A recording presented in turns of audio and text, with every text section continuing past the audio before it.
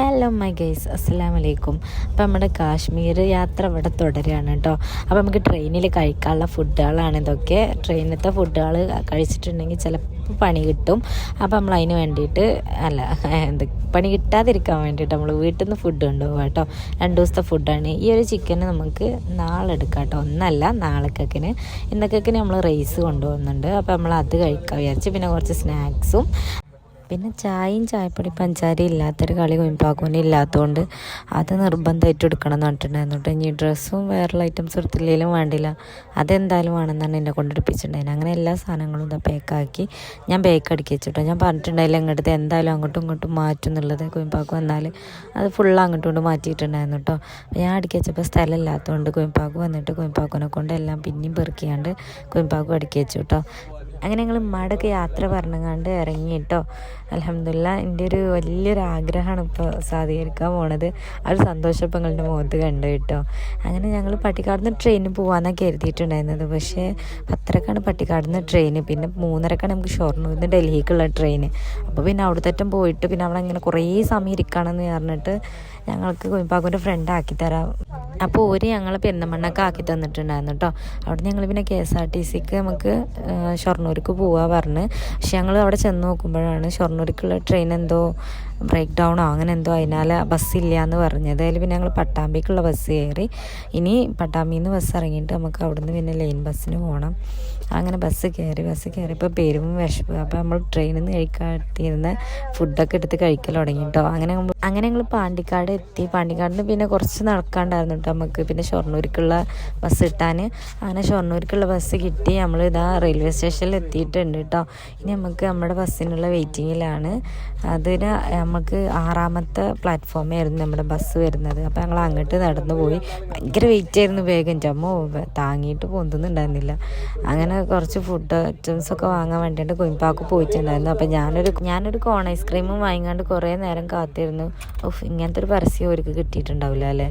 അപ്പോൾ അതാ കഴിച്ച് പകുതി ഞാൻ കൊയിമ്പാക്കൂന് എടുത്ത് വെച്ചു കേട്ടോ. അങ്ങനെ അതാ നമ്മുടെ ബസ്സല്ല നമ്മുടെ ട്രെയിന് വന്നിട്ടുണ്ട്. എൻ്റെ ഏറ്റവും വലിയൊരു ആഗ്രഹം സാധീകരിക്കാൻ പോണ ട്രെയിനാണ് കേട്ടത്. അപ്പോൾ ആദ്യമായിട്ട് AC കയറിയിട്ടുള്ളൊരു തപ്പിപ്പിടുത്തുണ്ടായിരുന്നു കേട്ടോ. അപ്പോൾ നമ്മൾ സീറ്റ് കഴിഞ്ഞാണ്ട് കുറേ അങ്ങോട്ടും ഇങ്ങോട്ടൊക്കെ നടന്നു. അവസാനം നമ്മുടെ സീറ്റ് കിട്ടി. കൊയിമ്പാക്കൂന് ലോവറും എനിക്ക് മിഡിലായിരുന്നു കേട്ടോ. അപ്പോൾ ഞാൻ അപ്പുറത്തെ ഓപ്പോസിറ്റ് ഇരുന്ന്, നമ്മളെ സീറ്റിൽ ആരും ഇല്ലാത്തതുകൊണ്ട് ഓപ്പോസിറ്റ് ഇരുന്നിട്ടുണ്ടായിരുന്നു കേട്ടോ. അങ്ങനെ അതാ നമ്മുടെ ട്രെയിന് സ്റ്റാർട്ട് ചെയ്തിട്ടുണ്ട്. ഷൊർണൂരിൽ നിന്നാണ് കേട്ടോ നമ്മളെ ട്രെയിന് സ്റ്റാർട്ട് ചെയ്യുന്നത്. അങ്ങനെ കുറേ നേരം ഞങ്ങൾ അങ്ങോട്ടും ഇങ്ങോട്ടൊക്കെ മുഖത്തോടും നോക്കി കുറേ സമയം ഇരുന്നു. പിന്നെ വീണ്ടും വിശന്നപ്പോൾ നമ്മൾ മക്രോണീൻ്റെ ഒരു സ്നാക്സ് കൊടുത്തിട്ടുണ്ടായിരുന്നു കേട്ടോ. അതും എടുത്ത് കഴിച്ചു. പിന്നെ പുറത്ത് നോക്കിയപ്പോൾ നല്ല സീനറി ആയിരുന്നു. അത് കുറേ നേരം കണ്ടിരുന്നു. അപ്പോൾ നമ്മുടെ ഓപ്പോസിറ്റ് ഒരു ചരക്ക് ലോറി പോയിട്ടോ. അതൊക്കെ എപ്പോഴും ഉണ്ടോ എന്ന് ആലോചിച്ച് ഞാൻ.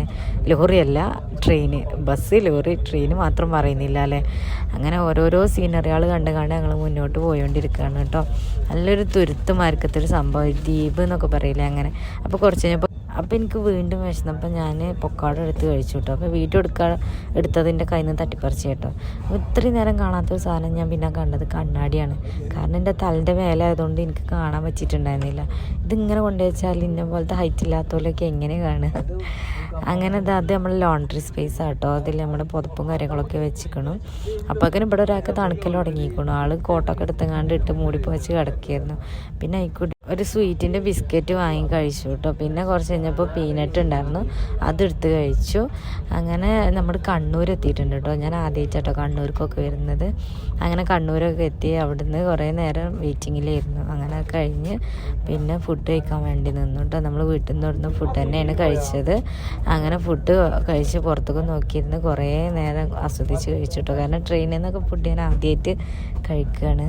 അങ്ങനെ ഇരിക്കുമ്പോഴാട്ടോ അപ്പുറത്തെ പോകിൽ ചെക്കന്മാരെ പരിപാടി. അങ്ങനെ അത് കണ്ട് കുറേ നേരം നിന്നു. പിന്നെ നമ്മൾ നിസ്കരിക്കാൻ വേണ്ടി നിന്നു. അങ്ങനെ നമ്മൾ ഇശാവും മഗ്‌രിബും കൂടി ഒരുമിച്ചിട്ടാട്ടോ നിസ്കരിച്ചത്. നമുക്ക് മഗ്‌രിബിൻ്റെ സമയത്ത് നമ്മുടെ ബോഗിയിൽ ഭയങ്കര തിരക്കായിരുന്നു. അപ്പോൾ നിസ്കരിക്കാൻ പറ്റിയിട്ടുണ്ടായിരുന്നില്ല. അങ്ങനെ തിരക്ക് ഒഴിഞ്ഞപ്പോഴാട്ടോ നമ്മൾ നിസ്കരിച്ചത്. അങ്ങനെ നിസ്കാരം കഴിഞ്ഞ് നമ്മുടെ ബെഡൊക്കെ ഒന്ന് സെറ്റാക്കി കിടക്കാൻ വേണ്ടി റെഡിയായിട്ടോ. സൗണ്ടിൻ്റെ ക്ലാരിറ്റി പിന്നെ അതേമാതിരി കുറേ മിസ്റ്റേക്കും വന്നിട്ടുണ്ട് കേട്ടോ. ട്രെയിൻ പറയേണ്ടടുത്ത് ബസ് പറയേണ്ടടുത്ത് ട്രെയിനൊക്കെ പറഞ്ഞിട്ടുണ്ട്. അത് ഞാൻ ഈ ട്രെയിനിൽ നിന്നിട്ടാട്ടോ വോയിസ് ഓവർ കൊടുക്കണം. അപ്പോൾ അതിൻ്റേതായിട്ടുള്ള മിസ്റ്റേക്കുകളാണ്. അപ്പോൾ നിങ്ങളെല്ലാവരും ക്ഷമിക്കുക. അപ്പോൾ നമ്മൾ ഇന്നത്തെ വീഡിയോ ഇത്രയുള്ളൂ. അപ്പോൾ നാളെ വീണ്ടും കാണാം. താങ്ക്